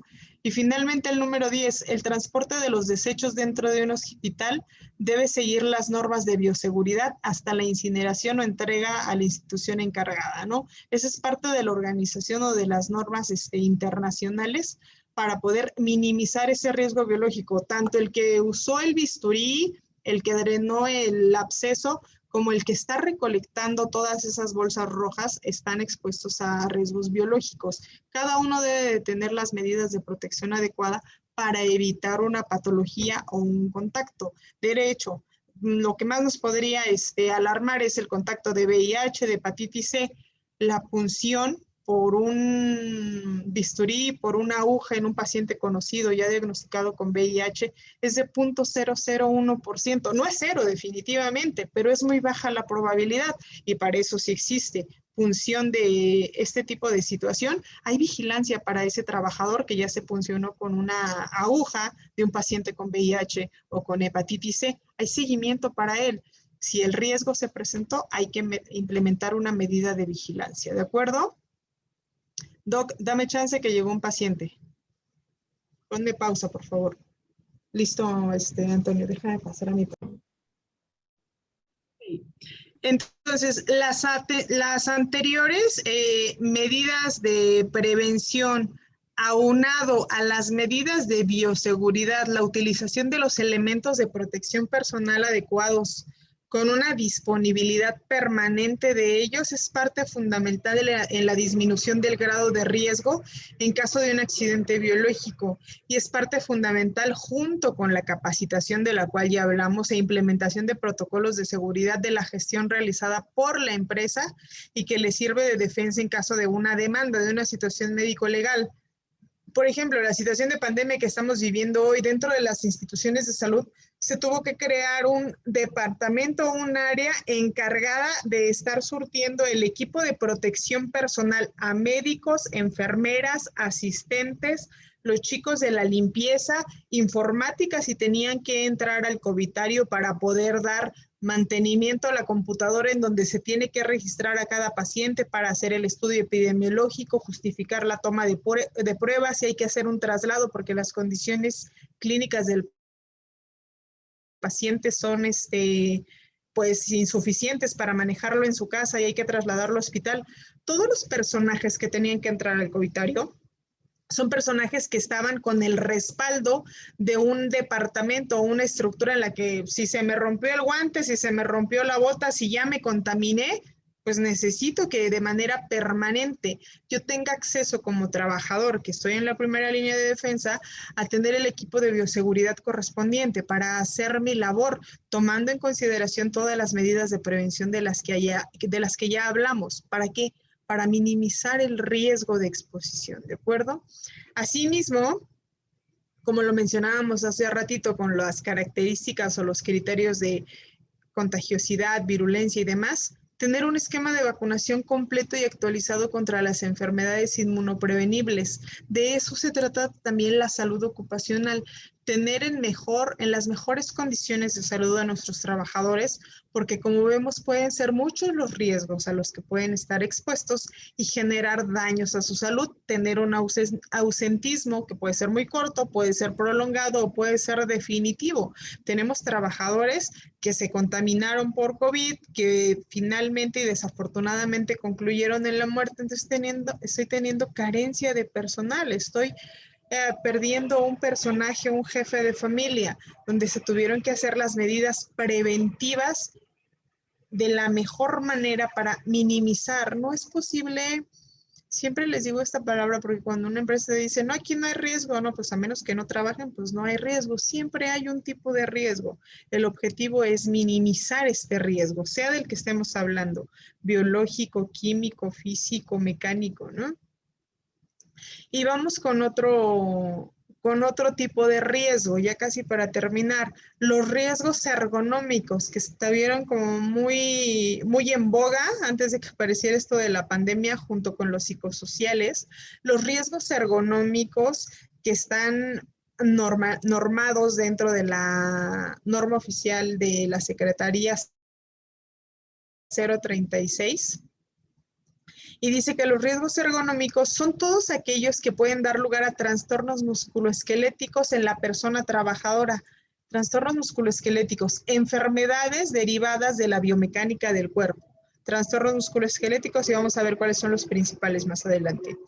Pueden estar generados por posturas forzadas, aplicación continua de fuerzas o sobreesfuerzos, movimientos repetitivos, manipulación manual de cargas en el puesto de trabajo, ya sea que una de estas características sea la que predomine o en conjunto todas para finalmente generar un daño musculoesquelético y pueden estar presentes, por ejemplo, en empresas de paquetería y reparto, en empresas de mudanza, en servicios de limpieza, en oficinas, operaciones de estiva, en puertos marítimos o comerciales, en un almacén, en todo puesto de trabajo que nuestro colaborador se vea expuesto de manera continua, a lo mejor a una carga estática. Yo estoy en una línea de trabajo en donde únicamente estoy verificando que mis tijeras lleven el sellado correcto. Pero lo estoy haciendo durante las 8 o 12 horas de trabajo de manera continua. Estoy generando un esfuerzo que dices, es mínimo, la doctora solamente está cerrando las tijeras. Sí, pero a lo mejor tengo alguna enfermedad en la colágena. Esa es una particularidad mía que a nivel de la articulación me va a hacer más vulnerable o más propensa para que yo desarrolle un dedo en gatillo. Y este movimiento tan sencillo sea de mayor impacto para mí por factores personales que para una persona de mis mismas características sin una alteración en la colágena. La colágena tipo 3 tiene que ver con todas las articulaciones de nuestro cuerpo, que finalmente da esa flexibilidad y esa capacidad de estiramiento y volver a la longitud normal de ese tendón. Si tengo una alteración ahí, finalmente se pueden ver alteradas. ¿Cómo es un dedo gatillo? Los dedos que vemos que hacen flexión y ya no se regresan. Necesito yo estirar mi dedito porque una polea que corre por este tendón, el flexor, se ha hipertrofiado, se ha engrosado de tal manera que cuando yo flexiono, perfecto. Pero para poder regresarlo, tengo que estirarlo. Y eso puede ser derivado de la acción continuada por movimientos repetitivos al estar verificando alguna pieza. Y bueno, los trastornos musculoesqueléticos son alteraciones que sufren estructuras corporales como músculos, tendones, articulaciones, huesos, nervios e incluso el sistema circulatorio debido al trabajo en el entorno o en el que se desarrolla la actividad. ¿Qué pueden producir? Bueno, afectan sobre todo a la espalda. ¿Por qué? Por algo que ya es bien conocido, pero aún así tal vez la empresa, el trabajador, el reforzamiento de este conocimiento del manejo manual de cargas no se hace de manera adecuada. Y no es raro ver en la práctica, en la consulta, pacientes jóvenes que a lo mejor tienen cierto grado de obesidad y la empresa los considera aptos para realizar o para desempeñar sus funciones en un almacén, en donde van a estar estivando cajas, donde van a estar estivando material, realizando cargas manuales. Estoy diciendo que es un paciente con un grado de obesidad. La obesidad hace que al momento de tener menos rigidez en la pared abdominal, mi carga o sobreesfuerzo va a ser mayor para la región lumbar. Ok, es un trabajo estático, no tiene que hacer esfuerzo, pero ¿qué crees? Lo mandé al almacén, va a estar haciendo empuje, tracción, elevación de miembros torácicos, para cargar cajas o los diferentes elementos que ahí se manejen. Entonces, está expuesto a riesgos de tipo predominantemente ergonómicos en un trabajador que no tiene las características físicas para poder desempeñar de manera segura esa actividad, porque a la larga finalmente se va a estar gestionando un problema a nivel lumbar, que es donde va a tener la mayor carga. Entonces, no es raro, como les decía, ver en la consulta trabajadores que no rebasan los 40 años con una columna vertebral dañada, sobre todo a nivel del segmento lumbar, que es donde nos flexionamos, extendemos, hacemos las rotaciones para cargar o manipular cosas, dañadas al grado de que dices específicamente el segmento lumbar tiene una espondiloartrosis o un grado de desgaste o un grado degenerativo como si fuera una persona de 60 años. ¿Por qué? Por todos los factores que estaba mencionando. No hace el manejo de cargas de manera adecuada, no hay una capacitación dentro del centro laboral. El paciente tiene un grado de obesidad que lo pone en mayor riesgo para desarrollar ese tipo de enfermedades de acuerdo a la exposición de factores de riesgo, más aunado a tipo de vida, el sedentarismo, la alimentación, la falta de higiene de columna, va a ocasionar problemas a nivel lumbar. Miembros torácicos también se ven afectados. Por ejemplo, el hombro, todos los movimientos que están por arriba de la cabeza me van a generar, este movimiento es la flexión del hombro, por arriba de la cabeza es por arriba de 90 grados, hasta los 180 grados, en donde se ven involucrados mayor número de músculos, que si yo tengo, por ejemplo, una actividad que hacer de manera repetitiva por arriba de los hombros, por arriba de la cabeza, en donde estoy tomando herramientas para poder atornillar, para poder hacer pulido, de manera constante voy a estar expuesta a movimientos repetitivos por arriba de la cabeza. Podemos tener epicondilitis a nivel de los codos. Hay músculos que se insertan en los epicóndilos lateral o medial, cuyos movimientos o sobreesfuerzos en el antebrazo me van a ocasionar daños dependiendo de la actividad que esté haciendo. A lo mejor mi trabajo consiste en hacer un prensado manual. Soy predominantemente derecho, hago la fuerza con la mano derecha para esa prensa. A la larga, después de tiempo de exposición, me puede ocasionar un problema a nivel del codo. El síndrome de túnel del carpo. El túnel del carpo es la compresión del nervio mediano a nivel de la muñeca, en donde la mayoría de las veces en las costureras, en las personas que trabajan de manera continua en la computadora, o que tienen posturas viciosas para trabajar en la computadora, pueden desarrollar la compresión del nervio mediano a nivel de la muñeca y se manifiesta con sensación de hormigueo o parestesias, que es el nombre correcto clínicamente hablando, de los dedos pulgar, índice, medio y medial del dedo anular.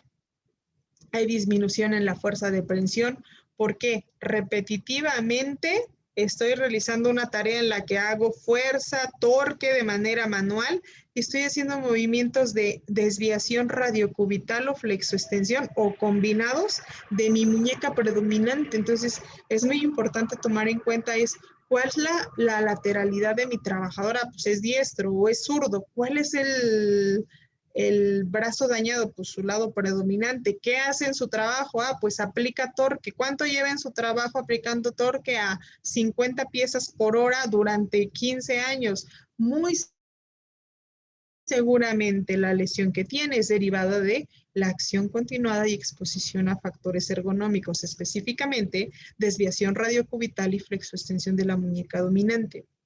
La tenosinovitis de Kervain, la ejemplificamos, en esta fotografía, en donde vemos que está agarrando un mouse, esta manita. La tenosinovitis de Kervain son la afección al abductor largo y extensor corto del pulgar. El que hace el like, levanta el dedito y lo separa del plano medial del cuerpo.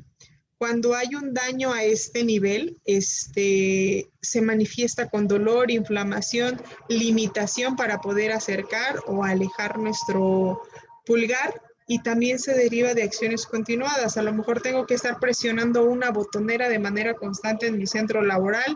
Tengo un mouse que efectivamente me está ocasionando el daño, etcétera. Dentro de la investigación de enfermedades de trabajo, pues investigar qué hace en su puesto de trabajo. Por eso es que hacemos todas esas preguntas, ¿no? De qué hace, cómo lo hace, cuántas veces, durante cuántas veces a la semana, en qué modalidad, en tiempo extras, etcétera, etcétera, ¿no?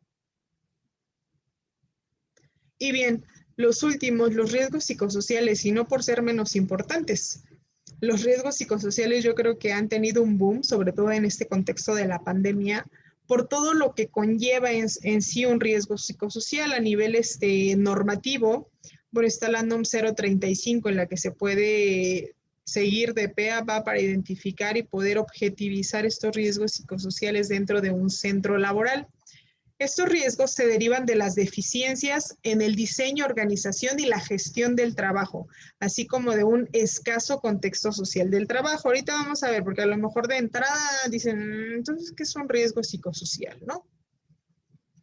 Cuando hay una adecuada gestión y diseño de un puesto de trabajo, de manera ideal debe de saber cuáles son los requerimientos, qué debe de tener esa persona para poder cumplir con lo que se le está pidiendo para ese puesto de trabajo, cuáles son desde las competencias en sentido de conocimiento, las características físicas para poder cumplir con ese puesto de trabajo.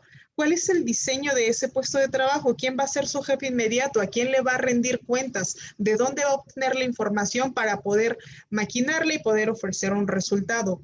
cómo está la organización en general de ese departamento, área y a nivel general toda la empresa, cómo es que se gestionan las diferencias. Eso es a lo que se refieren los riesgos psicosociales y ahorita vamos a mencionar algunos ejemplos.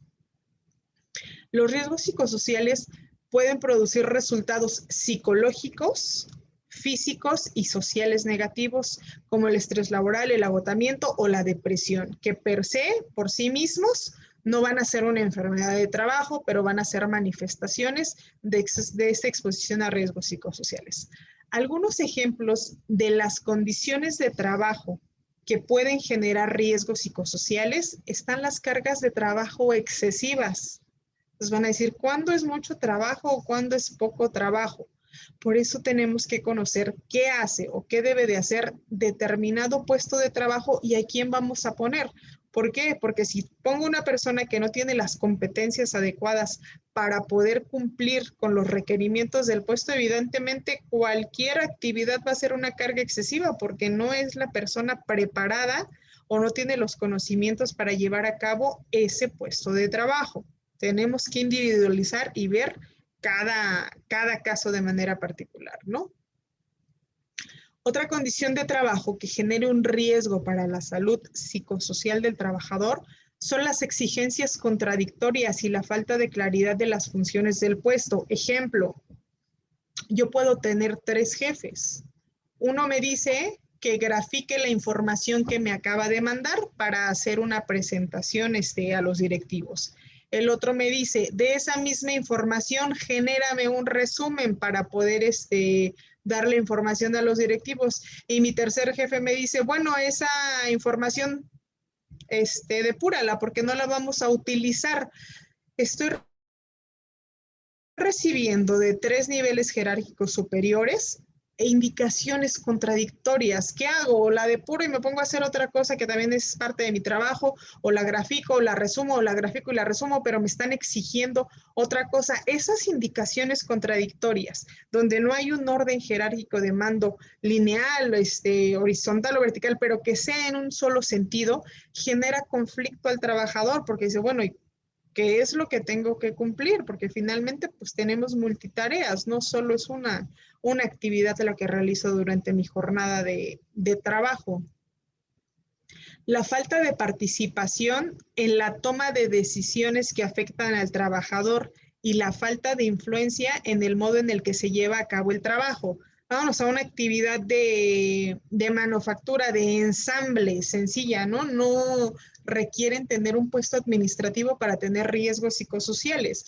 Si, por ejemplo, estoy ensamblando motos acuáticas y la velocidad de mi carril para estar ensamblando o ponerle los tornillos, los 5 tornillos que me tocan a mí, dices, bueno, cada 13 segundos yo tengo para ponerle los 5 tornillos a una velocidad que considero apta para decir, me lo puedo llevar con calma, hacer lo correcto y hacerlo de manera productiva, eficaz y eficiente, ¿no? Pero resulta que aumentan la velocidad de ese carrusel para que sea más rápido, haya mayor productividad, pero a expensas de que yo esté mucho más tensionada ensamblando o atornillando esas partes en la moto acuática. El hecho de no tener participación en el sentir o en cómo está no interpretando, en qué manera está realizando su trabajo mi operador y solo decir, te voy a aumentar la velocidad, ahí hazle como puedas, pero tú me tienes que sacar con la misma eficiencia y eficacia ese montaje de tornillos. El trabajador se siente utilizado, se siente que la carga de trabajo es excesiva, que no tiene una voz para decir, oye, está súper rápido el carrusel, de tal manera que no puedo cumplir con los estándares de calidad. Entonces, eso es una tensión que de manera constante el trabajador está siendo expuesto para decir, pues de una u otra manera tengo que cumplir con las exigencias de la productividad, aunque a veces no es posible. De manera fisiológica, el organismo está liberando cortisol, generando un estado proinflamatorio. A nivel psicológico, hay manifestaciones de tensión, de estrés. A nivel clínico, a nivel metabólico, también las hay. Obviamente necesitamos tiempo de exposición para que todos estos factores se conjuguen y lleven a una manifestación clínica como una depresión, como una ansiedad, como un trastorno del sueño, como una alteración del humor. Todos esos son ingredientes, por decirlo así, para que finalmente mis riesgos psicosociales deriven en una enfermedad de trabajo de tipo física o psicológica, ¿no? Otra condición es la gestión deficiente en los cambios organizativos, que a veces a mí como operador de producción dices, bueno, está habiendo diferentes cambios dentro de la organización que ponen en peligro mi puesto. Yo no sé si me van a dar de baja, yo no sé si voy a lograr crecer y escalar hacia el siguiente peldaño en mi nivel jerárquico y tener mayor estatus, mayor ingreso económico, mayores retos para poder desempeñar mi trabajo y sentir que es de utilidad mi actividad laboral. Los cambios constantes dentro de la organización pueden generar incertidumbre en un trabajador que no les dé esa certeza de continuidad dentro de su centro laboral y finalmente pues crea incertidumbre en ellos, ¿no? La comunicación ineficaz, la falta de apoyo por parte de la dirección o los compañeros.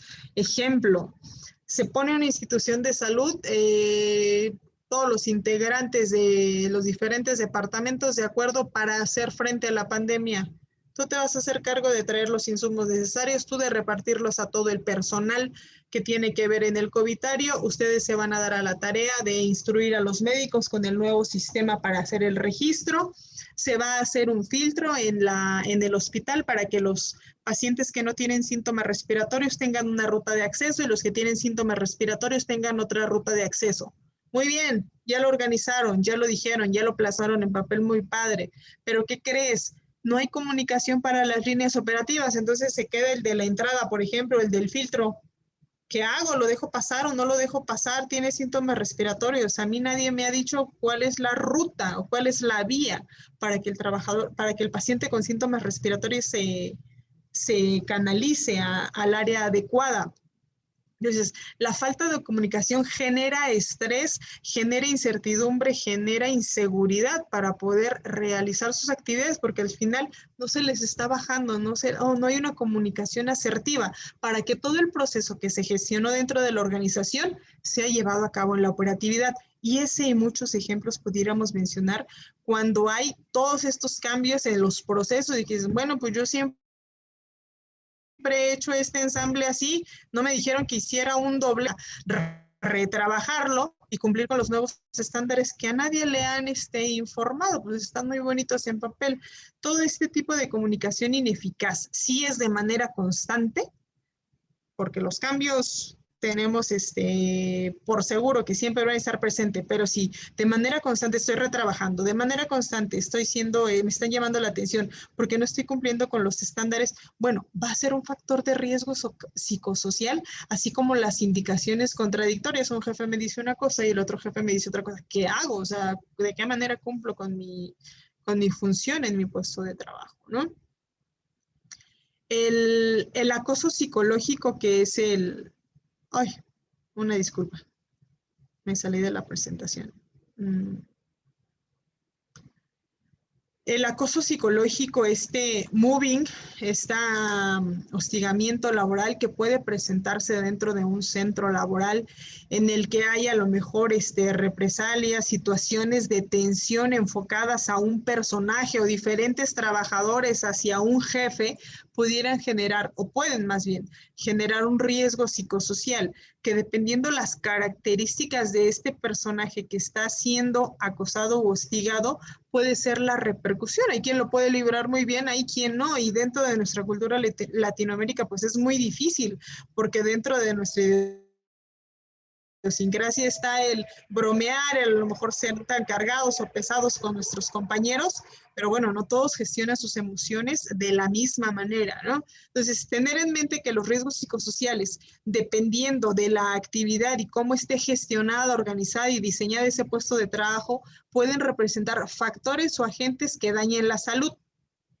Aquí viene algo, ¿no? Decía, las cargas excesivas pueden representar un riesgo psicosocial. Es importante que no confundamos los riesgos psicosociales como carga de trabajo excesiva con situaciones muy puntuales o situaciones exclusivas que van a ser estimulantes y a veces desafiantes, que ofrecen un entorno de trabajo en el que se respalda al trabajador. Hay un nuevo reto, una nueva actividad, pero el trabajador está siendo respaldado, recibe el apoyo, la información, tiene las competencias, se le capacita y al contrario, para el trabajador es enriquecedor enfrentarse a una carga de trabajo en la que tiene todo el respaldo, competencias y ha sido hábilmente seleccionado para poder cumplir con esa presentación.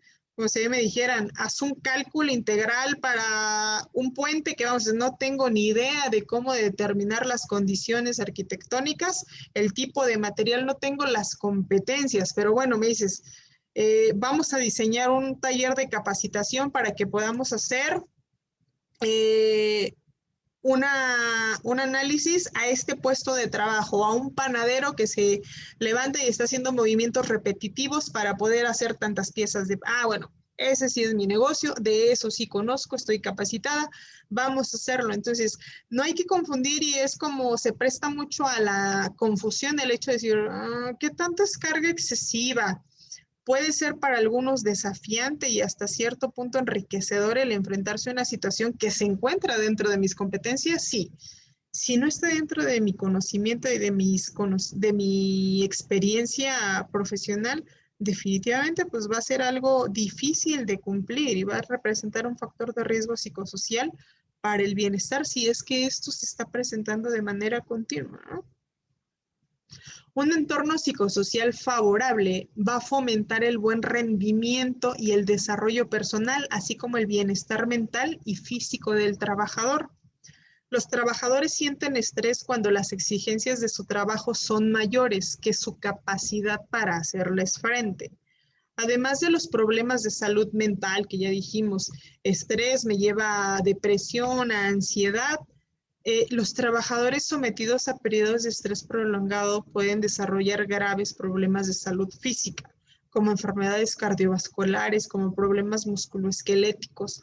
Es bien sabido que los problemas de alta responsabilidad, continua liberación de cortisol, cargas de trabajo, horarios, de manera continua, mantenidos de manera excesiva, pueden ocasionar problemas musculoesqueléticos. Y dices, ¿cómo va a tener un problema musculoesquelético un trabajador administrativo, un gerente? Sí, claro que sí. A nivel de segmento cervical y lumbar se pueden manifestar también estos problemas, estas manifestaciones de los riesgos psicosociales, ¿no? Y a nivel cardiovascular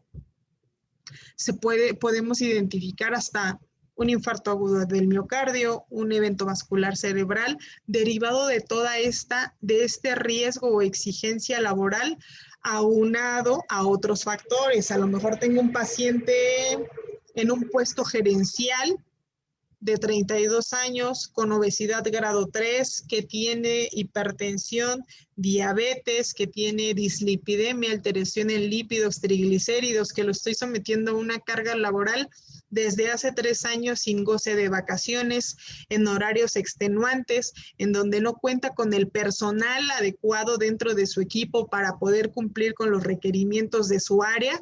En definitiva, puede tener algún infarto, algún evento vascular, sí puede ser derivado de toda esta combinación de factores, ¿no?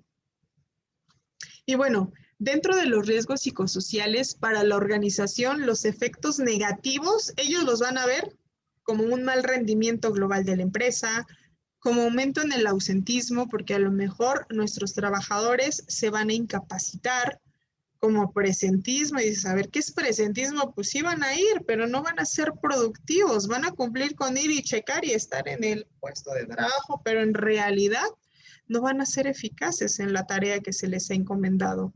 Y evidentemente, si tenemos factores de riesgos sociales, van a ser una piedrita más o un elemento más para que se gesten accidentes o lesiones dentro del centro laboral, ¿no?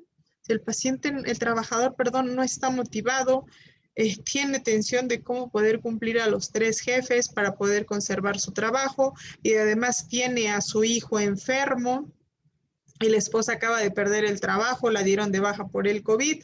Son tantas las situaciones que se conjugan de manera personal y de manera laboral que dices, bueno, no se dio ni cuenta y se cayó en la coladera, es una fractura de fémur. Sí, el no tener un buen clima organizacional, bien gestionado nuestro sistema de organización para que el trabajador se sienta saludable, puede de manera secundaria generar otro riesgo, ¿no? Bueno, y ya casi para terminar, ¿por qué es importante identificar estos riesgos? Ya di diferentes ejemplos de los diferentes agentes físicos, químicos, biológicos, ergonómicos, psicosociales y mecánicos que podemos tener presentes dentro de un entorno laboral que nos pueden ocasionar pérdida de la audición. Aquí están haciendo una audiometría para ver cómo está la salud auditiva de un trabajador. Tenemos un equipo COVID atendiendo, intubando a un trabajador, están expuestos a riesgos biológicos, protección contra químicos, un agente ergonómico. ¿Por qué es importante identificar estos riesgos? Porque acuérdense que cuando hablamos en las primeras slides de cuál es uno de los objetivos de la salud ocupacional, es hacer medidas de prevención. ¿Cómo voy a hacer prevención de algo que no tengo identificado y cuantificado? ¿Cómo voy a implementar o a capacitar a mis trabajadores para que usen el correcto equipo de protección personal? ¿Cómo voy a adiestrarlos para que si hay alguna manifestación, ellos sepan acercarse al servicio médico y decir, ¿sabes qué? Vengo por dolor de cabeza, y lo más fácil que puede hacer es, pues ten tu aspirina, ten tu paracetamol. Oye, ¿de qué área eres? ¿Desde cuándo te empezó a doler la cabeza? Y hacer toda esta semiología para decir, es un dolor de cabeza porque trae un ayuno, son las 2 de la tarde y no ha comido por la carga de trabajo. O trae un dolor de cabeza que no le encuentro la razón en este momento, pero vienen 2, 3, 4, 5 trabajadores de la misma área y dices, a ver, estos 5 trabajadores con dolor de cabeza, uno hipertenso, ¿en dónde están? En una área donde están expuestos a ruido excesivo, y aunque están entrando por 15, 20 minutos porque así lo indica el proceso, está repercutiendo en ellos. ¿Sabes qué? Vamos a hablar con el ingeniero en procesos, con producción. Tengo 5 trabajadores que a lo largo de este mes, de acuerdo a mi estadística, se están presentando en el servicio médico por síntomas que están relacionados con la exposición a sonidos de gran magnitud. Trabajadores que están trabajando con, valga la redundancia, con esta herramienta que tiene vibraciones, y ya van 3 trabajadores que llegan con molestias a nivel de la muñeca. De esa manera nosotros, antes de que haya algún diagnóstico, alguna enfermedad establecida, podamos implementar medidas de prevención para proteger o preservar el estado de salud de nuestros trabajadores, para no generar enfermedades de trabajo, que además del daño como tal al trabajador, pues van a generar un pago o un gasto para la empresa. ¿Por qué? Porque muy seguramente se van a incapacitar, porque muy seguramente van a algunos a requerir tratamiento quirúrgico y no es certero que les vaya bien, pueden ocasionar una secuela de esa enfermedad de trabajo que se refleja en la empresa como un aumento en la prima de riesgos. La prima de riesgos es lo que la empresa paga al Seguro Social por la cantidad de enfermedades, accidentes o secuelas de estos en los trabajadores. Por eso somos tan importantes, para hacer prevención. Y bueno, termino la presentación con una diapositiva. Esta diapositiva es de acceso público dentro de las memorias estadísticas del IMSS. Ahí te dice los principales diagnósticos, a eso se refiere naturaleza de la lesión, enfermedades de trabajo según naturaleza de la lesión, y la ocupación para el año 2019, que te dice cuáles son los diagnósticos que se presentan o que se diagnostican a nivel nacional en México de enfermedades de trabajo. Y como vemos, el primer dato que se subraya es el total de enfermedades para el 2019 que se diagnosticaron y registraron. Fueron 13,319 enfermedades. ¿Cuál fue el común denominador? Diagnósticos que correspondían, bueno, no es el principal denominador. Menciona dermatitis de contacto. Dermatitis de contacto vimos que se podía suscitar o presentar por exposición a riesgos químicos. Dorsopatías, cuestiones a nivel de la espalda, problemas a nivel de la compresión del nervio mediano a nivel de la muñeca, el síndrome del túnel del carpo, lesiones de hombro, entesopatías, las entesitis, donde se insertan los ligamentos, tenosinovitis de Kervain, artrosis, epicondilitis. Estamos hablando de factores de riesgo ergonómicos. Esos riesgos ergonómicos me están lesionando principalmente a la población adscrita al Seguro Social, manifestada en diferentes segmentos del cuerpo. Y bueno, con esto termino. Espero que la presentación haya sido de utilidad. Acuérdense siempre analizar un puesto de trabajo para decir, bueno, este señor está realizando cargas, pero de igual manera, las cargas que está realizando son de químicos porque mi empresa es cosmética y no tiene ninguna protección respiratoria para que no esté inhalando todos esos polvos que son de todo para hacer cremas, pinturas y demás. Estoy ahí conjugando dos factores de riesgo, los ergonómicos porque está haciendo manejo de cargas y los químicos porque está teniendo inhalación y contacto de la superficie de la piel de sus manos con estos químicos. Puede que hasta el momento no se haya suscitado ninguna enfermedad, pero no quiere decir que no vaya a ser. Entonces vamos analizando de qué se trata estos químicos y cómo podemos minimizar las cargas o cómo puedo rotar a los trabajadores para que no sea siempre el que esté manipulando cargas, para que no sea siempre el que esté inhalando o minimizar esta exposición de inhalación de polvos a través de una protección con mascarilla y realice su trabajo de manera lo más segura posible. Muchísimas gracias y espero que haya sido interesante la charla para ustedes. Tengan muy buen día.